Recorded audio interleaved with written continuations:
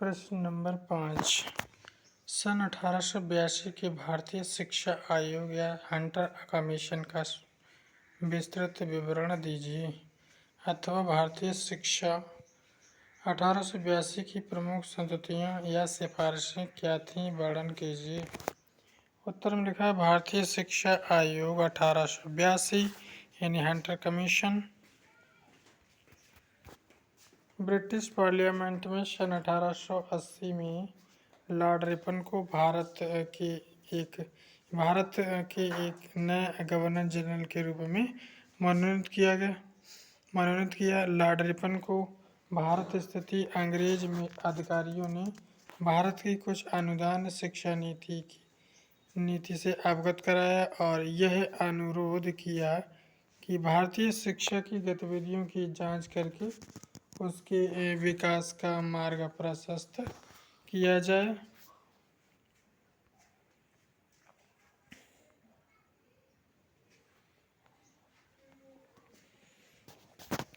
Lord Ripon ने उनकी इच्छा को पूर्ण करने का वचन दिया। अपने इसी वचन का पालन करने के लिए उसने भारत पहुंचने के कुछ समय पश्चात सन 1882 में भारतीय शिक्षा आयोग की नियुक्ति की। इस आयोग का अध्यक्ष गवर्नर जनरल की कार्यकारिणी सभा का सदस्य सर विलियम हंटर था, अतः इसके नाम से इस आयोग को हंटर कमीशन कहकर भी पुकारा जाता है।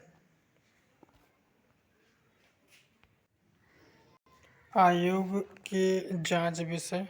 आयोग को निम्न विषयों की जांच करके उनके संबंध में अपने सुझावों और सिफारिशों को प्रस्तुत करने का आदेश दिया गया। प्राथमिक शिक्षा की वर्तमान स्थिति क्या है और उसके सुधार एवं विकास के लिए क्या उपाय अपनाए जाने चाहिए।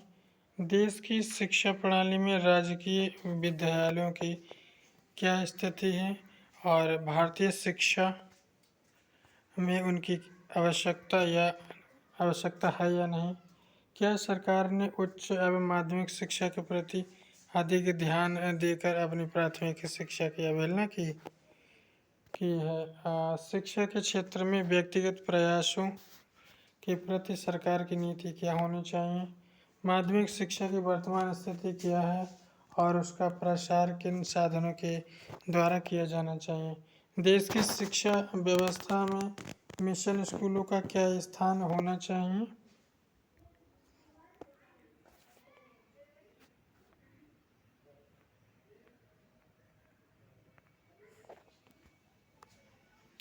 आयोग को 2 विशेष आदेश दिए गए। पहला है इस बात की जांच करना कि 1854 के आदेश पत्र के सिद्धांतों को किस प्रकार क्रियान्वित किया गया है।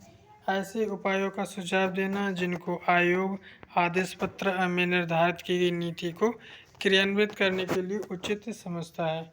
आयोग ने संपूर्ण देश का भ्रमण करके, शिक्षाविदों से भेंट करके और शिक्षा संबंधी राजकीय लेखों का अध्ययन करके मार्च सन 1883 में अपना 600 पृष्ठों का प्रतिवेदन सरकार के समक्ष प्रस्तुत किया। आयोग के सुझाव व संस्तुतियाँ या सिफारिशें। आयोग ने भारतीय शिक्षा के सभी अंगों और क्षेत्रों का गहन अध्ययन करने के पश्चात उनके संबंध में अपने सुझावों और सिफारिशों को लिपिबद्ध किया। हम यहाँ शिक्षा के प्रमुख अंश से संबंधित उनके विचारों को प्रस्तुत कर रहे हैं।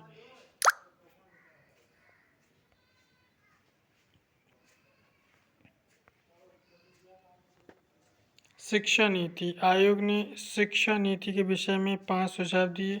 पहला, सरकार को सहायता अनुदान के नियमों को अधिक उदार बनाकर शिक्षा के क्षेत्र में व्यक्तिगत प्रयासों को प्रोत्साहन देना चाहिए।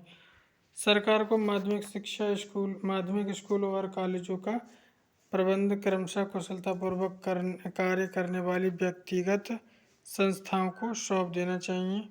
सरकार को राजकीय विद्यालयों की स्थापना की गति को सैन्य अनुबंध करके इन विद्यालयों के प्रत्यक्ष उत्तरदायित्व से पृथक हो जाना चाहिए।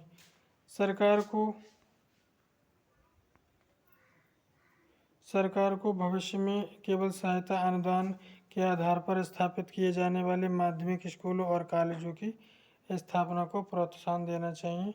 सरकार को प्राथमिक विद्यालयों का स्वयं संचालन न करके उनका उत्तरदायित्व स्थानीय निकायों पर छोड़ देना चाहिए।